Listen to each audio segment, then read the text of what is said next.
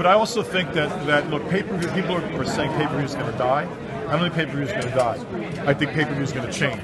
Okay. I think that, you know, the days of 50-50 splits with the cable and satellite people, and it's 50-50 for the promotion and the people delivering it, that's got to change, or there'll be no pay-per-view. So I think it's going to change the pay-per-view industry, and maybe even, you know, if more of the money is going to the fighters and the promoters and less of it to the cable industry, then it's also possible to bring down the price. So I don't think pay-per-view is disappearing. I think it's going to change. What's your remarks on Bob Arum calling Al Haymon a fictional character?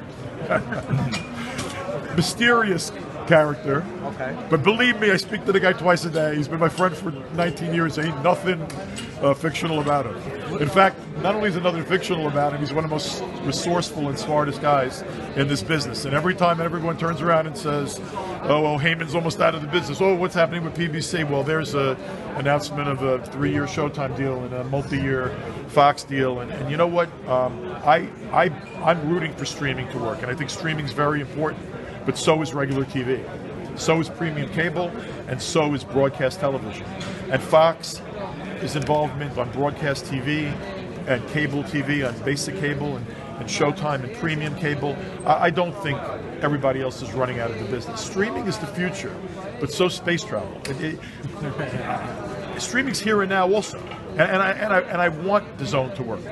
And believe me, I believe ESPN knows that they have to stay in the streaming business. They're not going away with ESPN Plus. They're going to be in this for the long haul. So streaming will be here to stay. But so will other television. And I think that, look, the more money that comes into boxing, the more money available to pay fighters, the more fights that are televised on any medium, it's good for all of us. And we should all be rooting for the success of our sport and the success of our industry.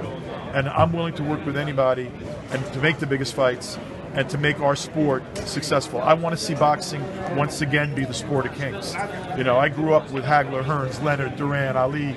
Go down the list. I mean, I was a little kid listening to Ali fights under my pillow when 5 years old, 6 years old. So, you know, I think boxing is eternal. And I think right now, you know, everyone, boxing's not its all-time greatest place. It's not. Anyone who thinks that is just foolish. But there are a lot of great signs for the future, and there's more activity, and there's more money, and the sport is, again, rising.